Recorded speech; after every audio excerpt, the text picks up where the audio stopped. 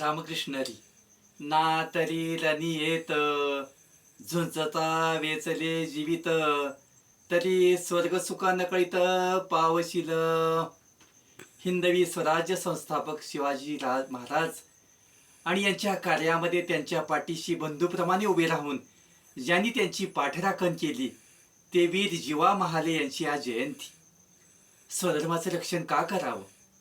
ज्ञानोबा सांगतात, आपला धर्म आचरण करण्यास कठीण असला तरी आपण त्याचंच रक्षण केलं पाहिजे. लिंब खाताना लिंबाच्या कडूपणाला कंटाळू नये. पाण्यापेक्षा तुपात पुष्कळ गुण आहेत, पण मासा तुपात राहू शकत नाही. आपली धर्मपत्नी कुरूप आहे, परंतु आपण तिच्याबरोबर संसार केला पाहिजे. बाळाला त्याची आई जरी कुरूप असली तरी तिचं प्रेम काही कुरूप नाही. बाकीच्या स्त्रिया रंबेहून सुंदर असल्या बाळाला काय करायचे आहेत? आणि म्हणून आपल्या धर्माचं रक्षण केलं पाहिजे. तू गुरुबंधू पिता, तूची आमुची इष्टदेवता, तूची सदा रक्षिता आपदे आमुचे. जो आपदेचं रक्षण करतो, संकटाचं रक्षण करतो, तो गुरु असतो, तो बंधू असतो, तो पिता असतो.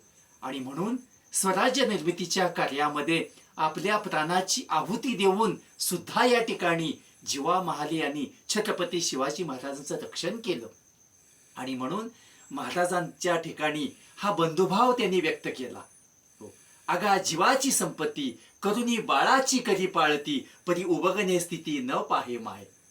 आई आपल्या जीवाची संपत्ती करून बाळाचं संगोपन करते, रक्षण करते, पण तिला कधी त्रास झाला असं वाटत नाही.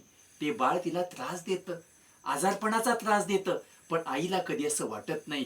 तसं आपल्या जीवाची संपत्ती करून महाराजांचं वीर जीवा महाले यांनी रक्षण केलं. आणि म्हणून आज वीर जीवा महाले यांच्या जयंतीनिमित्त वीर जीवा महाले यांना कोटी कोटी प्रणाम. रामकृष्ण हरी.